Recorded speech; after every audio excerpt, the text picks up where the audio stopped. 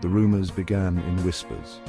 Out of some remote village, nestled deep within the mountains of China, farmers spoke of strange illnesses, of unnatural aggression. Then the whispers became screams. Villages were quarantined, communication cut. The government denied everything, they always do. The truth was far more terrifying.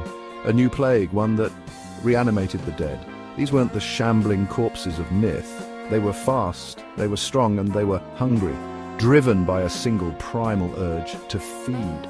First, the village fell, then the town. Soon, the infection was spreading unchecked, a crimson tide engulfing everything in its path.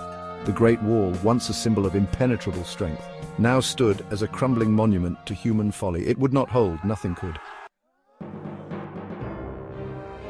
The virus respected no borders. It swept across Asia like a wildfire, consuming everything in its path. Beijing, Tokyo, Seoul, once vibrant metropolises, now echoing with the moans of the undead and the screams of the dying. Airports became death traps, crowded with infected, spreading the plague with every departing flight. Refugee ships, crammed beyond capacity, became floating coffins, their rotting cargo finding new shores to infect. The world watched in horror as the news reports became ever more grim. Governments scrambled, borders slammed shut, but it was too little, too late. The dead were rising, and the world was ill-prepared for the horrors to come. The first whispers of infection in Europe were met with disbelief, denial. It couldn't happen here, not in civilized society, but the dead don't care for civilization.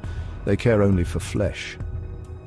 Paris, the city of lights, became a city of shadows. The Louvre, once home to timeless beauty, now echoed with the snarls of the undead. The Champs-Élysées, once a grand boulevard, was now a gauntlet of death. Governments fell, armies, overwhelmed by the sheer number of the undead, were routed. Hope, it seemed, was dying. The world watched in horror, knowing that their turn was coming. From the once great cities of Asia across the heart of Europe, the tide of infection was relentless. The world held its breath, waiting for the next domino to fall.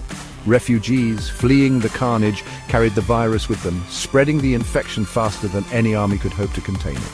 The world was on the brink. Humanity's fate hung in the balance, and in the west, across the Atlantic, a new nightmare was about to begin.